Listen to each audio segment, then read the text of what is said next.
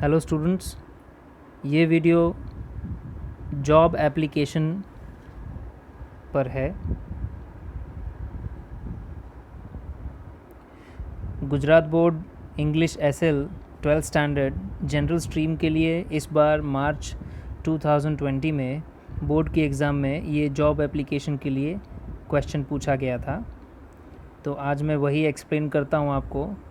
Question के साथ साथ आंसर भी मैं आपको एक्सप्लेन करूँगा एंड ये भी बताऊँगा कि कैसे उसके मार्क्स मिलते हैं। ये जो पूरा क्वेश्चन है वो पूरे 6 मार्क्स का है जनरल स्ट्रीम के लिए, और जो साइंस स्ट्रीम है इंग्लिश एसएल की उन्हें भी ये देखना चाहिए। मार्क्स उनका 5 मार्क्स का भी हो सकता है ये क्वेश्चन, या 6 मार्क्स का भी हो सकता है, बट जो मैं आपको आंसर बताऊंगा, जो फॉर्मेट बताऊंगा वो सेम है जनरल स्ट्रीम के लिए भी और साइंस स्ट्रीम के लिए। Okay, let's see this question. Sunay Patel from 60 Ellora park, Baroda wants to apply for the post of an accountant to the manager Rivera Chemicals GIDC Baroda. Draft an application on his behalf with resume. So this is the question. देखिए, question में से ही हमें कुछ answer तो मिल ही जाता है। जैसे job application में हमें सेंडर का एड्रेस लिखना है, वो दिया हुआ है। सेंडर्स नेम भी हमें मेंशन करना है, वो भी दिया हुआ है। और रिसिपिएंट का डेजिग्नेशन हमें मेंशन करना है, वो भी दिया हुआ है मैनेजर के रूप में। और the person who is the manager works at Rivera chemicals GIDC Baroda. तो सुनय पटेल के बिहाफ पर हमें ये एप्लीकेशन का ड्राफ्ट करना है, ड्राफ्ट बनाना है और उसमें रेज्यूमे भी देना है। ये जो वर्ड है जो कि रिज्यूम जैसा दिख रहा है, स्पेलिंग सेम है, बट इसे रिज्यूम ना बोलें, इसे रेज्यूमे बोलें, क्योंकि अगर आप डिक्शनरी में देखें तो ये वर्ड इस तरह से लिखा जाता है। दोनों जो ई लेटर्स हैं उनके ऊपर इस तरह का निशान होता है जो आप देख सकते हैं, पर हम यूजुअली क्या करते हैं, इस निशान को फॉलो नहीं करते हैं। ये अंडरस्टूड होता है, लेकिन ये कन्फ्यूजन क्रिएट करता है तब जब ऐसे क्वेश्चन आते हैं, तब आप इसे रिज्यूम पढ़ देते हैं। रिज्यूम नहीं पढ़ना है, इसे रेज्यूमे पढ़ना है। तो अभी इसका जो आंसर है वो देखने से पहले फॉर्मेट देख लेते हैं, और फॉर्मेट अगर आप समझ जाएंगे तो इजीली आपको आंसर भी समझ आ जाएगा और बहुत ही इजी लगेगा ये।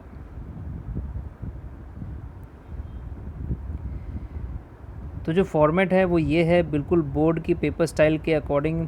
बोर्ड में जिस तरह से मार्क्स दिए जाते हैं, किस बेस पर मार्क्स दिए जाते हैं, वो पूरा फॉर्मेट आपके सामने। तो इसमें सबसे पहला पॉइंट है सेंडर्स नेम एंड एड्रेस।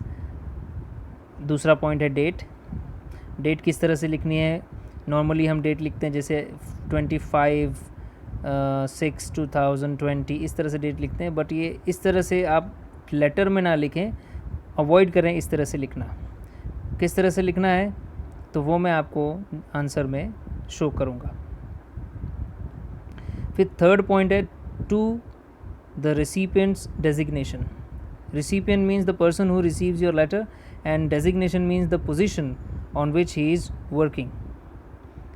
उसकी पोस्ट क्या है, पोजीशन क्या है। तो जैसे आपने देखा मैनेजर लिखा हुआ था क्वेश्चन में, ये मैनेजर उस पर्सन का डेजिग्नेशन है, वो मेंशन करेंगे। And also the address, home address नहीं, जैसे सेंडर का एड्रेस तो होम एड्रेस होगा, but the recipient's address will be will not be his home address. It will be the address of his company, or if it is the principal, it will be the address of his school or her school. जो fourth point है वो है subject. Subject 2 line cover करती है। The next point is salutation, means greetings.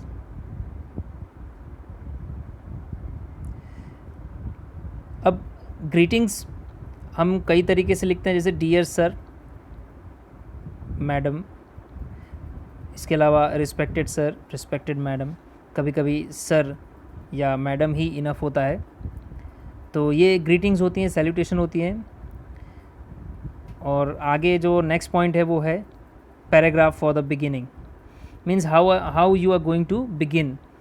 एक paragraph होता है जिसमें आप मेंशन करते हैं how did you come to know about this vacancy, newspaper में से आपको मालूम पड़ा या कोई मैगज़ीन पढ़ा या कहीं टीवी के ऐड से मालूम पड़ा। ओके, तो this you inform that recipient कि how did you come to know, इस पैराग्राफ में आप उसको इन्फॉर्म करते हैं। And you also show your interest and you also present yourself as a candidate इस पैराग्राफ में, इस तरह से। तो मैं आपको एक ऐसा पैराग्राफ दूंगा जो कि 90% सेम होगा हर जॉब एप्लीकेशन के क्वेश्चन के लिए। जब भी आंसर आप लिखेंगे तो 90% वो पैराग्राफ सेम ही होगा, बस 10% ही आपको चेंजेस करने होंगे। और क्या चेंजेस करने होंगे, just wait for a while, मैं आपको बताऊंगा। अगर आप लोग यहाँ तक एक्यूरेटली लिखते हैं तो you will get 2 marks. Accurately एकदम बहुत ही बढ़िया तरीके से लिखा है तो आप 2 मार्क्स आपको मिलते हैं। इसमें मार्क्स डिडक्ट होने के कोई चांस नहीं होते अगर आपने एक्यूरेटली लिखा है, ठीक है। अब जो नेक्स्ट इंपॉर्टेंट पॉइंट है that is 7th number, biodata. Biodata means resume. अभी क्वेश्चन में रेज्यूमे वर्ड का यूज़ किया गया है, बायोडेटा का नहीं किया गया है, तो हम लोग रेज्यूमे ही लेंगे, ये सिर्फ फॉर्मेट है। Actually there are 3 words, biodata, resume और एक है CV. Biodata is common in India, resume has now been this word is now being used frequently। ये अमेरिका में भी ज़्यादा यूज़ होता है। सीवी भी अमेरिका, नॉर्थ अमेरिका में ज़्यादा यूज़ होता है। सीवी का फुल फॉर्म होता है curriculum vitae. Okay, curriculum vitae means your life summary. Resume का मतलब भी वही, ओके, लाइफ समरी बोल लीजिए या लाइफ हिस्ट्री बोल लीजिए। बायोडेटा भी मतलब वही होता है, बायो मीन्स लाइफ और डेटा मीन्स इन्फॉर्मेशन। तो तीनों वर्ड्स में से कोई भी एक आप वर्ड लिखेंगे एंड अगर क्वेश्चन में रेज्यूमे दिया है तो हम लोग रेज्यूमे यूज़ करेंगे। ओके, ये 7th पॉइंट में भी सब पॉइंट है। द फर्स्ट सब point is about personal details, वो हम लोग नेक्स्ट जो मैं आपको थोड़ी देर में बताऊंगा उसमें मालूम पड़ जाएगा। जो सेकंड मोस्ट इंपॉर्टेंट सब पॉइंट है वो है एजुकेशनल क्वालिफिकेशन। देखो क्वेश्चन के अकॉर्डिंग मैंने यहाँ पर आपको शो किया है कि क्या क्वालिफिकेशंस चाहिए if you want to be an accountant. तो HSC करने के बाद BCom और फिर उसके बाद MCom कर लिया तो आप अकाउंटेंट के लिए लायबल हो जाते हैं। अगर वो कोर्स नहीं करते तो आप HSC के बाद सीधा CA या CS का आप कोर्स कीजिए। देखिए यहाँ पर ये जो स्लैश का एक तरह से साइन यूज़ किया गया है, इसका मतलब ये है कि अगर आप BCom तक भी लिखते हैं, ठीक है, मतलब BCom भी अगर आप मेंशन करते हैं या कोई व्यक्ति BCom भी कर लेता है तो वो लायबल बन जाता है, मतलब वो अकाउंटेंट होने के एकदम लायबल है। इतना ही इनफ है BCom तक ही, पर ठीक है, एक अच्छा सा इम्प्रेसिव एजुकेशनल क्वालिफिकेशन बन जाता है तो हम लोग MCom भी ले लेते हैं इस लेटर में, इस जॉब एप्लीकेशन में, ठीक है। तो इसमें मैंने आपको बताया है इन मतलब डिग्रीज़ के थ्रू, इस CA या CS का यूज़ नहीं किया है। नेक्स्ट मेरा जो वीडियो होगा उसमें मैं आपको पोस्ट और रिक्वायर्ड क्वालिफ़िकेशन भी बताऊंगा कि किस पोस्ट के लिए किस तरह की क्वालिफ़िकेशन चाहिए और पूरा मैं एक्सप्लेन करूंगा। तो अभी के लिए इतना इनफ है और फिर आगे बढ़ते हैं। एक जो नेक्स्ट सब पॉइंट है वो है एक्सपीरियंस। एक्सपीरियंस मेंशन करने पर जॉब एप्लीकेशन काफ़ी इम्प्रेसिव बन जाता है और इफ़ेक्टिव बन जाता है। हालांकि as a student you have not even passed your HSC, तो आप BCom कहाँ से करोगे। बट यहाँ पर आपको इमेजिनेशन, अपनी एक तरह से इमेजिनेशन आपको एक्टिव रखनी है कि कौन से पोस्ट के लिए इंसान को कौन सी डिग्री चाहिए, कौन सी क्वालिफ़िकेशन चाहिए, और एक्सपीरियंस भी उसको होना चाहिए, ऐसा मान के आपको चलना है, ठीक है। फ्रेशर के लिए एक्सपीरियंस तो वैसे नहीं होता, बट आप एग्ज़ाम में एक्सपीरियंस लिखें, वो मैं आपको कैलकुलेट करके बताऊंगा कि कैसे एक्सपीरियंस में कितने ईयर्स आपको मेंशन करने हैं। फिर नेक्स्ट जो सब पॉइंट है वो है references.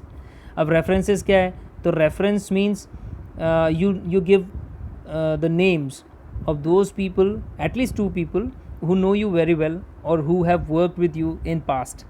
It may be your former employer, your boss, it may be your colleague. हो सकता है कि आपके टीचर, आपके प्रोफेसर बहुत अच्छी तरह से आपको जानते हैं और आप भी उन पर ट्रस्ट करते हैं, तो you can mention their names. So at least two names of the people are compulsory to be mentioned here. तो ये जो 7th पॉइंट है और उसके जो सब पॉइंट्स है, अगर आप ये क्लियरली और एक्यूरेटली लिखते हैं तो यू विल गेट 3 मार्क्स। तो इस तरह से 2+3 अभी तक यहाँ तक आप कितने मार्क्स अचीव कर पाते हैं? 5 मार्क्स तो यहाँ पर आप अचीव कर ही लेते हैं। तो मैं आपको एक और बात बता दूँ, 6 आउट ऑफ 6 इसमें अचीव करना, it's not at all impossible, it's not at all difficult. You can achieve 6 out of 6, there is no doubt. Okay, let's talk about the eighth point, that is closing paragraph. So this closing paragraph takes only 2 or 3 lines. Okay, and I'll give you a closing paragraph which can be written in each and every application. Okay, so you need to refer to it, you need to remember it. Okay, next, the 9th number is complementary clause. You see, COMPLIMENTARY, complementary clause. You've seen many times, yours sincerely, yours faithfully, regards, with best wishes, ये सारे complimentary close होते हैं। Okay, और फिर 10th point है enclosures. See, with job application you need to send the true copies of your testimonials, your certificates, and your experience letter. So whatever you send, whatever you attach with job application, you need to make a list, you need to mention the list of those things. Okay, so that is called enclosures. It is also called attachments. This attachment word is used in email. ठीक है, तो ये था format. अगर आप ये अच्छी तरह से पूरा का पूरा अगर आप लिखते हैं एक्यूरेटली तो आपको 2+3+1 टोटल 6 मार्क्स मिल जाते हैं, इसमें कोई डाउट नहीं है, और मिले भी हैं स्टूडेंट्स को। ठीक है, अब बढ़ते हैं नेक्स्ट जो आंसर है हमारा उसकी तरफ। फॉर्मेट और जो भी आप कहें पैटर्न के अकॉर्डिंग हम चलते हैं। हमारा पैटर्न पहला नंबर था नेम एंड एड्रेस, जो कि आपको दिख रहा है, सुनय के पटेल। के मैंने इमेजिन करके लिख दिया, उनके फादर का जो भी नाम होगा। और उसके बाद है उनका एड्रेस, उसके बाद डेट लिखने का तरीका मैंने आपको बताया, 25 जून 2020।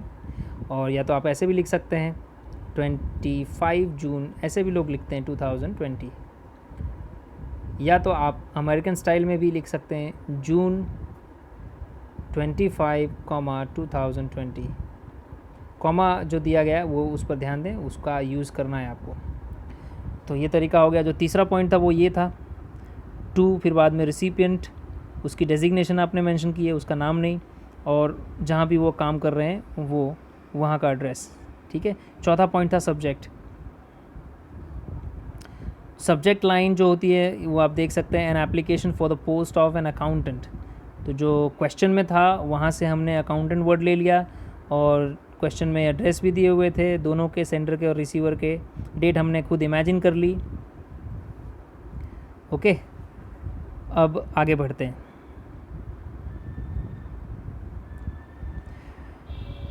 जो चौथा पांचवा जो नंबर था वो था salutation. Dear sir, dear madam, आप डियर वर्ड का यूज़ कर सकते हैं। डियर वर्ड का यूज़ हम फॉर्मली भी करते हैं। रिस्पेक्टेड सर, रिस्पेक्टेड मैडम का भी यूज़ कर सकते हैं। और मैंने दोनों वर्ड का यूज़ किया है because sometimes what happens, you don't know whether the person is a male person or a female person. So when you are doubtful, just mention these two words with slash. और comma का ज़रूर ध्यान रखें, comma आपको देना है यहाँ पर। मैं जो बात कर रहा था कि एक ऐसा पैराग्राफ जो लगभग सब जॉब एप्लीकेशन में सेम रहेगा, 90% ये पैराग्राफ सेम ही रहेगा या उससे ज़्यादा सेम रहेगा। बस आपको चेंज क्या करना है इसमें, तो ये जो डेट मेंशन की है मैंने वो आपको चेंज करते रहना है अकॉर्डिंग टू जो आपने डेट ऊपर लगाई थी उसके अकॉर्डिंग। यहाँ पर जो लगाई है उसके अकॉर्डिंग, उसके एक दिन पहले की डेट यहाँ पर आपको रखनी होती है। ओके, अब क्या लिखा हुआ है,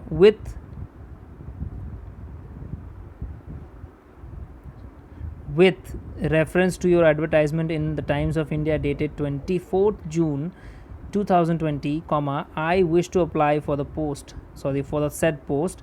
I have enclosed my resume for your consideration. इतना सिंपल ये पैराग्राफ है कि आप इसे हमेशा के लिए याद रख सकते हैं और किसी भी जॉब एप्लीकेशन में यूज़ कर सकते हैं, और ये खाली डेट बदलते रहना है आपको, ठीक है। तो ये एक चीज़ आपके लिए ईजी हो गई। अगर आप यहाँ तक अटेम्प्ट कर लेते हैं अच्छी तरह से तो आपके 2 मार्क्स पक्के। उसके बाद बात करते हैं रेज्यूमे की। जो नेक्स्ट पॉइंट है हमारा 7th नंबर, उसके सब पॉइंट्स हैं ये, जैसे ये सब पॉइंट हुआ। तो रेज्यूमे मैंने टाइटल देखो जिस तरह से दिया है आपको बिल्कुल वैसे ही टाइटल देना है, ताकि क्या है वो स्पष्ट रूप से दिखे। आप इसका फ़ॉन्ट मतलब अपने हिसाब से राइटिंग थोड़ी बड़ी करके भी आप रेज्यूमे लिख सकते हैं, ठीक है, हाईलाइट कर सकते हैं उसको। उसके बाद देखिए पर्सनल डिटेल जो सब पॉइंट है 7वें नंबर का, उसका ये सब पॉइंट पर्सनल डिटेल्स में क्या क्या, full name, address, date of birth, personality, hobbies, languages known, nationality. Okay, इसके अलावा भी बहुत सारे पॉइंट्स होते हैं, but we are not suppose to write all the points. बहुत सारे पॉइंट्स मतलब हाइट भी लोग मेंशन करते हैं, ओके, आई साइट मेंशन करते हैं, रिलीजन पूछा जाता है लोगों से, या बहुत सारी चीज़ें, जैसे मैरिटल स्टेटस भी है। आप मैरिटल स्टेटस चाहो तो मेंशन कर सकते हो, मैरिटल स्टेटस क्या, तो अनमैरिड या मैरिड, इस तरह से भी है। बट एग्ज़ाम में आपके पास उतना टाइम नहीं होता है कि आप बहुत सारी चीज़ों को मेंशन करो। पर्सनल डिटेल में तो फ़ोन नंबर भी होता है, आपका ब्लड ग्रुप भी होता है, तो ये सब मेंशन नहीं करना है क्योंकि हमारे पास टाइम उतना नहीं है। तो इतना ही इनफ है। आप चाहो तो 1-2 चीज़ अपने हिसाब से मेंशन कर सकते हो, ठीक है। तो ये सब पॉइंट था। उसके बाद आप देखिए, तो ये जो दूसरा सब पॉइंट था वो था एजुकेशनल क्वालिफ़िकेशन वाला। ये दूसरा सब पॉइंट है, एजुकेशनल क्वालिफ़िकेशन। देखिए सीरियल नंबर मैंने ये कुछ इस तरह से बनाया है कि आप अगर आपके पास रूलर ना भी हो तो भी आप जल्दी से फटाफट ये एजुकेशनल क्वालिफ़िकेशन बना सकते हैं। और मान लीजिए रूलर नहीं भी है तो बाद में आप इस तरह से लाइन अपने हिसाब से ड्रॉ करके, डिज़ाइन फुल लाइन, जैसे अगर आप ड्रॉ करते हैं, मैं कर रहा हूँ, तो आप ऐसा बना सकते हैं जो अच्छा भी लगेगा। अगर आप नहीं बनाएंगे तो भी अच्छा लग रहा है, तो भी पढ़ने में काफ़ी ईजी है। तो हमें ईजी काम करना है ताकि सामने वाले को पढ़ने में भी ईजी हो, ठीक है। कुछ लोग क्या करते हैं, एजुकेशनल क्वालिफ़िकेशन सेंटेंस वाइज भी लिखते हैं, वो भी सही है, बट जो आपको ईजी लगे वो आप यूज़ कर सकते हैं मेथड। अब देखिए सीरियल नंबर 1 मैंने HSC के बारे में बताया आपको, BCom और MCom मैंने कहा था 3 में क्वालिफ़िकेशन ले रहा हूँ। अब इसमें एक चीज़ आपको पहले कैलकुलेट करनी पड़ती है और वो है ईयर्स ऑफ पासिंग। एक चीज़ बताना रह गया, मैं फिर से वापस जाता हूँ यहाँ पर। देखिए यहाँ पर मैंने जो मेंशन किया है वो है डेट ऑफ बर्थ 1994, जो ईयर है वो मेंशन किया है। डेट मैंने कोई भी ले लिया, पर मैंने ईयर मैंने 1994 लिया। तो मैंने 1994 ही क्यों लिया, ये चीज़ आपको समझना पड़ेगा। पहले तो आप ये समझिए कि जब HSC आप पास करते हैं तो उस टाइम आपकी एज जो होती है वो 17, मोस्ट आप कॉमनली बात करें तो 17 की एज होती है, किसी किसी की 18 भी होती है, पर एक कॉमन एज ले लेते हैं 17 HSC में जब आप होते हैं और पास होते हैं। तो उसके बाद BCom के बारे में बता दो। BCom आप 3 इयर्स में पूरा करते हैं और इस तरीके से 17 + 3 कितना हो गया, 20। तो जब आपने BCom किया तब आप 20 ईयर के हो गए, ऐसा इमेजिन करना है। आप नहीं बल्कि सुनय हो गया। और उसके बाद सुनय ने MCom भी कर लिया, तो MCom में 2 साल और लग गए, तो 20 + 2 कितना हो गया, 22। इसका मतलब ये 22 ईयर्स की एज में अकाउंटेंट बनने के लायक हो गया। इसे अब कहीं भी जॉब मिल सकती है उस एज में। तो ऑब्वियसली उसने जॉब, अभी देखो उसने जॉब तो ढूंढी होगी। तो आपको क्या करना है, मैंने जैसा बोला था आपको कि एक्सपीरियंस भी मेंशन करना होता है, तो ले लेते हैं एक्सपीरियंस कितने साल का, 4 साल का, ठीक है। हमें इमेजिन करना है, ज़्यादा अभी इमेजिन नहीं करना है। तो ये 22 + 4 कितना हो गया, 26। यानी एक्सपीरियंस के साथ इस पर्सन यानी सुनय की उम्र हो गई 26। अब इससे ज़्यादा मुझे कुछ और कैलकुलेट नहीं करना है। मैंने एजुकेशनल क्वालिफ़िकेशन के हिसाब से इसकी उम्र और एक्सपीरियंस के हिसाब से मैंने उम्र काउंट की, तो मुझे 26 मिला। अब मुझे क्या करना है कि 26 जो है उसको 2020 यानी 2020 इस ईयर में माइनस कर देना है, तो आई विल गेट 1994। तो इस हिसाब से मैंने 1994 उसका बर्थ ईयर रखा है। और यही बेस है, 1994 जब आपको मालूम पड़ जाता है तब उसका आई मीन जब भी आपने पता कर लिया कि इसका डेट ऑफ बर्थ क्या हो सकता है, तो उसका फ़ायदा आपको मिलेगा यहाँ पर। तो जो मैंने जो कैलकुलेशन किया वो आप रफली कैलकुलेट कर सकते हो, अपने मन में कैलकुलेट कर सकते हो या किसी पेपर पर, ठीक है। अब as you know that this person was born in 1994, और आपको मालूम है कि HSC जब पास करता है कोई भी, कॉमनली उसकी उम्र होती है 17। तो अगर आप 17 यहाँ पर प्लस कर देते हैं तो फिर आपकी एज यानी सुनई की एज क्या हो जाएगी, तो हो जाएगी 2011। मतलब उसकी एज जो भी हो, सॉरी एज नहीं बल्कि उस कौन से ईयर में पास करेगा, 2011 में। उसके बाद आप जानते ही हैं बीकॉम में 3 साल लगते हैं, तो 2014 और 2 साल और लग गए तो 2016 में, यानी 2016 में ये अकाउंटेंट बनने के लायक हो गए थे। इसलिए अब हम जब आगे बढ़ेंगे तो हम देखेंगे कि जो नेक्स्ट सब पॉइंट है वो एक्सपीरियंस। एक्सपीरियंस में हमने मेंशन किया है अकाउंटेंट और फिर सिंस लिखा है, और ये जो ईयर है वो यही लगा दिया क्योंकि उसी ईयर में उन्होंने जॉब फाइंड कर ली थी, और तब से वो काम कर रहे हैं एज एन अकाउंटेंट।